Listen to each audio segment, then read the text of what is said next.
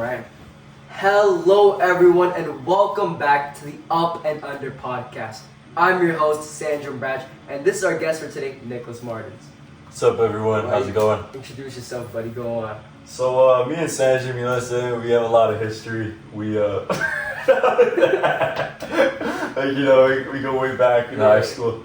You know what I mean? Like, this guy has been my best friend for, like, way too long, man. Yeah, I'm getting bored of this guy, man. Yeah, honestly. Man. So today on the podcast, we're going to be talking about this book that I recently read. It's called Behind the Beautiful Forevers by Catherine Boone. Here it is, yeah. And the reason why I want to talk about this book in particular is because I feel like it does an incredible job of just challenging the way that we see, poverty in India or just poverty in general, I feel like it just does a good job of revealing the tragic reality of people living in these situations. And I feel like it's something that we really need to point out because of all the jokes that I see online of just people making fun of just Indians and just poor people just making fun of everything. You know what I mean? I feel like we make jokes, stuff like that, it takes away the seriousness behind stuff. And it dehumanizes people. I just want to talk about it. It's great. 100%. So, yeah, we're gonna cover three main points. Three main points, right? So it's like the first one we're gonna talk about is the reality of life in Anawadi, the harsh reality that Catherine Boone really emphasizes. She really puts that out there. Second point that we're gonna talk about is how corruption isn't just what we see, but it's a cycle. It's people being pushed to those extremes because of their circumstances. Second point. Third point is what you were saying about how when you joke about things, which is what social media tends to do a lot of the time, when you joke about things, it dehumanizes the people that are facing the issue. It makes it look a lot less serious than it actually is, 100%. and it takes away attention from it. You know what I mean? It's like, so instead of looking at something like poverty in India, like this huge issue, people are like, oh, bro, these people are stinky. These people are, and they use like all sorts of derogatory terms towards that. So that's our third point that we're gonna make, that jokes takes away from the seriousness of issues. So let's get straight into the meat of it. Let's talk about the tragic reality of this book. Literally in the opening part of the book, when it's kind of like sharing context, I guess, or like setting the scene, right?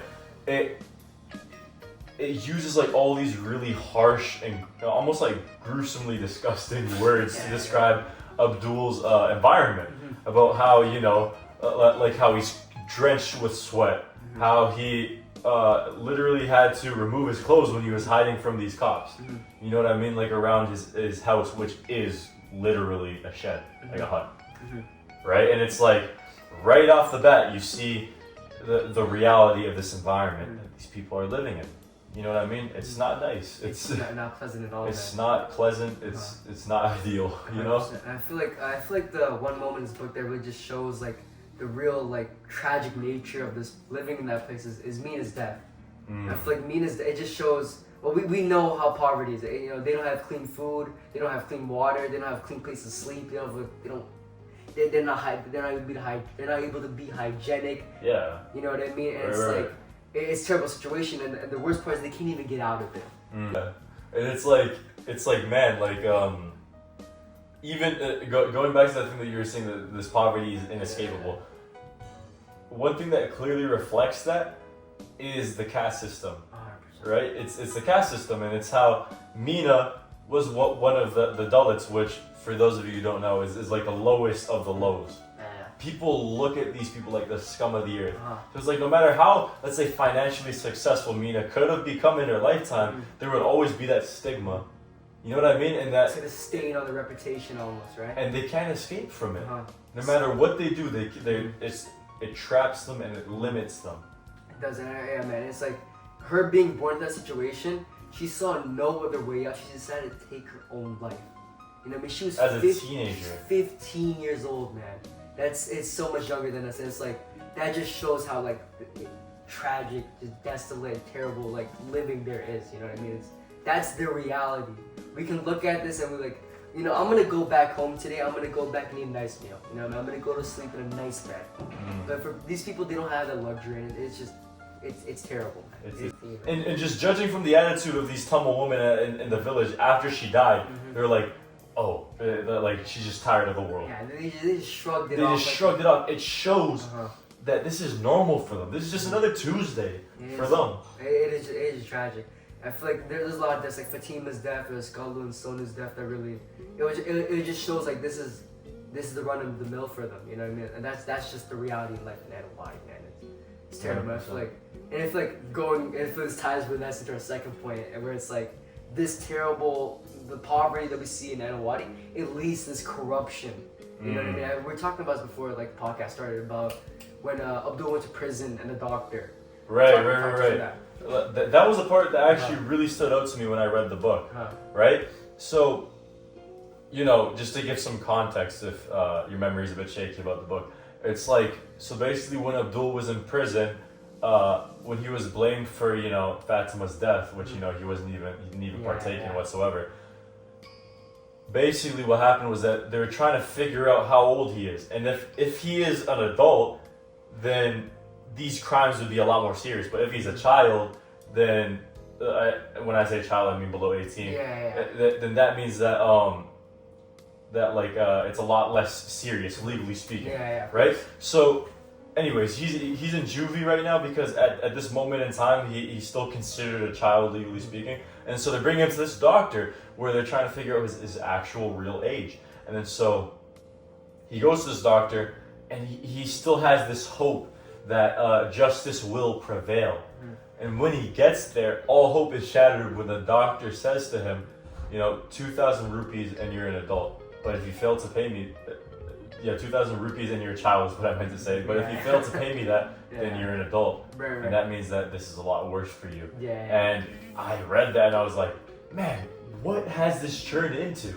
Like this doctor, seeing how serious this kid's situation is, instead of sympathizing with him, he tries to take advantage. He tries to say like, okay, well, what's in it for me? It's like this greediness, and I'm like, at first I was upset by it until the doctor started explaining his backstory that just like Abdul, he needs to provide for his family. That this is his only choice to be able to put food on his table for his children. 100%, man. Dude, I feel like it's like he was a doctor, right? And it's like you would think doctors, it's a very well-off occupation. You know what I mean? That's right. A lot of people spend their lives studying to become a doctor, but even someone such a high prestige job like that is still stuck in that poverty situation where they have no choice but to resort to corruption. That's right. You know what I mean? Like for these people that you think like, oh, you just find a way. You know what I mean? It's like they talked about. Remember the zero to hero mentality that they had? Like, oh, you can make a honest way of living. You know what I mean? You can make it out. But reading the book, you see that there is no honest way out. You look at Abdul, who lived honestly. He did. He lived honestly, and he still got taken advantage of. You compare that to Usha, who like the complete opposite side of the coin. She cut every corner. She cut every corner, and still ended up in that same spot as Abdul. I feel like still stuck in the same cage as Abdul. That's just like the corruption. Like I feel like when people resort to corruption, I feel like it could be a reflection of them, but I feel like it's more a reflection of the situation that they're put into. You know what I mean? 100%. It's easy for us to look at it and just be like, man, I'm so much better than that, right? But like I would never do that. Yeah, right. But it's like, and then the morality. Someone told me that. As a wise man once said, right? Morality is a luxury that most of us can't afford, or sorry, some of us can't afford, right? And it's like I feel like that speaks volumes to just, how we as a society look at it. Like, oh, we won't ever do that. But for these people, like, they don't have a choice. You know what I mean? They have to do this to get by. I actually like that. Morality is a luxury that most of us can't afford. And it's like, that's a huge point in the story. That it's like, it shows what pushed these people to become what they are. That they are nothing but products of their circumstances, of their environment. 100%. Man, I'm sure like Asha, man, like if she was born into our situation, she could be here right now doing what we do. They'd probably even better. You know what I mean? And we could have been in her shoes, probably doing even worse. And I feel like that's just the reality of life. You know what I mean? It is just sad, right? And I feel like, yeah, man, this book just does an incredible job. An incredible job of showing us that the only thing that separates us from them isn't that we have some sort of moral superiority. No, nothing like that. Not that we're in any way superior to them. The only thing that separates us from them is sheer luck. It's luck that we're born into a better situation and we have the luxury of being able to practice and execute morality. It's luck that we don't have to go to these extremes of indulging in a lifestyle of corruption to make ends meet.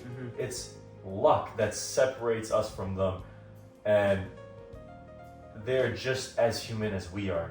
And that's genuinely what I took from the book.